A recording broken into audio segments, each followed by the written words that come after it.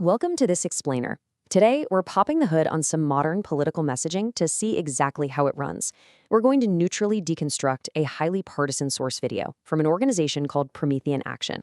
Now, our goal here isn't to take sides. We're not here to agree or disagree with them. Instead, we want to figure out exactly how they build their arguments step by step to persuade you, the audience. We're going to dig into the rhetorical devices they use, the historical claims they make, and that big, overarching narrative they construct. To keep things organized, here's our analytical roadmap. 1. The two levers theory. 2. Current events and speeches. 3. Historical assassination claims. And 4. The source's final conclusion. All right, let's jump right into section 1, the two levers theory, and how the video claims an imperial elite controls nations. You know, every compelling political narrative borrows a trick straight out of Hollywood. You absolutely have to have a formidable villain. So the narrator here creates a very clear antagonist that they label the imperial elite, or sometimes just simply the empire. According to this source, this is an entrenched establishment whose main goal is to overturn the verdict of a free people anytime its own global system is threatened. By defining this enemy so clearly right out of the gate, the video instantly sets up this high-stakes David versus Goliath dynamic that really hooks the viewer in. So what are the secret gears actually driving this machine? Well, the source claims this elite relies on two main levers to crush any challenges to its power. First, we have lever 1, corrupting the ballot box, basically rigging elections. But, the narrator argues, when that just won't do the job, the empire reaches for lever 2, physically removing opposing leaders through political assassinations. This specific framework right here is the engine for their entire argument. Everything else you're about to see is built specifically to prove that these two levers exist. Moving on to section 2, current events and speeches. Let's look at how they connect this grand theory to recent events at the U.S. State Department. What is really fascinating about this direct quote from the video is the narrator's incredibly smooth pivot. They transition seamlessly from claims about election integrity, the first lever, straight into claims about physical violence and terror. This pivot is a really clever piece of rhetorical architecture. It essentially preps the viewer to interpret recent remarks made by U.S. officials not just as regular, everyday news, but as literal, undeniable proof of this second lever in action. To anchor this massive theory in reality, the source focuses heavily on a recent State Department gathering.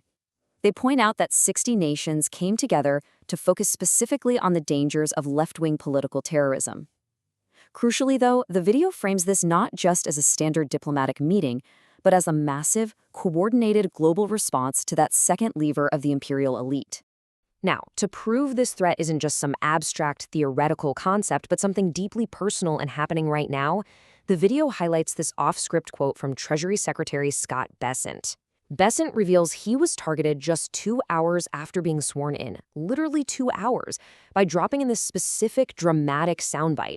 The video grounds its global theory in a stark, modern-day reality. It makes it feel urgent, which completely primes the viewer for the historical comparisons that they bring up next. That brings us to Section 3, historical assassination claims, and what they call the pattern of removing the builder. Before they start listing off historical victims, the narrative introduces a protagonist. Meet the builder. According to the source, the builder is this archetype for leaders who are totally committed to national political and economic sovereignty.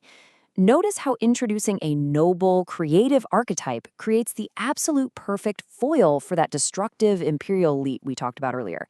The narrative asserts that whenever a builder actually starts to successfully rebuild a nation, boom, they immediately become the primary target of the empire's second lever.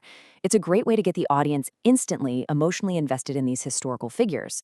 At this point, the video essentially starts pinning strings on an evidence board to prove this is a standardized imperial business model.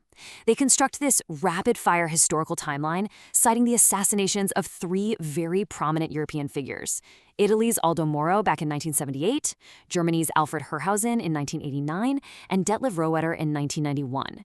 The narrator explicitly links all these deaths back to the left-wing terror groups mentioned in a speech by Marco Rubio, groups like the Red Brigades and the Red Army faction.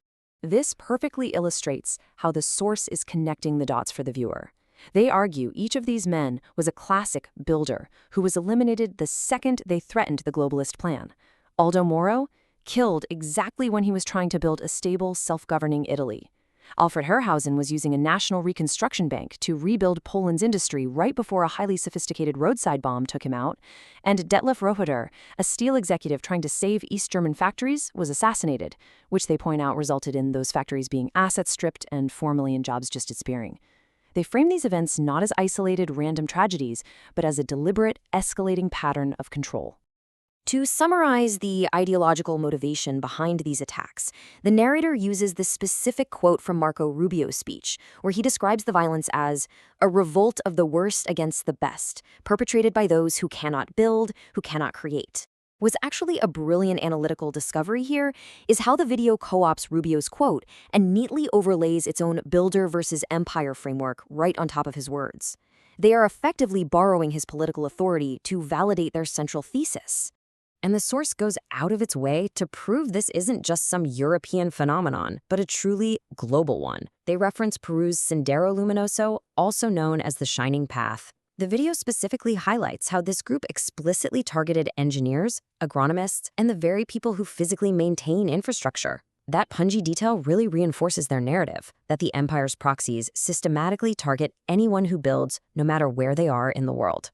So the absolutely crucial point is this. How does the narrator tie decades-old European and South American history directly back to those modern-day speeches given by Bessent and Rubio? How exactly do they close the loop for the viewer? Let's take a look. Section 4. The source's final conclusion. Fighting back on the battlefield of irregular warfare, the narrator concludes that in a single, highly coordinated day, the current U.S. administration moved aggressively against both of the empire's levers. Step 1, attacking the first lever. The president dragged election cover-ups out of the darkness and into the daylight.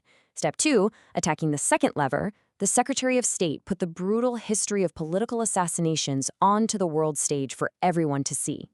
The video ends on a highly triumphant, almost cinematic note. It asserts that for centuries, the empire has relied on irregular warfare to maintain its grip on power. But finally, the United States is led by people who are actively fighting back on that exact same battlefield. This powerful framing resolves all that tension they built up over the entire video, bringing this whole Goliath narrative to a natural, heroic conclusion. And finally, as is pretty standard with modern political messaging, the source translates this grand, emotional narrative into a straightforward funnel for audience participation. The formula is complete, right? Here's the threat, here are the heroes fighting it, and here is exactly how you join them. Having shown the viewer their truth of the two lovers, they ask the audience to stay in the fight by subscribing to their free newsletter at prometheanaction.com. We've seen just how expertly Promethean Action structures its argument, weaving modern quotes together with historical tragedies to create this incredibly compelling unified worldview. But as we wrap up this explainer, we want to leave you with one final thought. While this narrative structure is undeniably persuasive, what historical or political context gets lost when decades of complex, messy global events are reduced down to just two simple levers? Thanks so much for joining us for this deep dive, and remember to always keep questioning the narrative.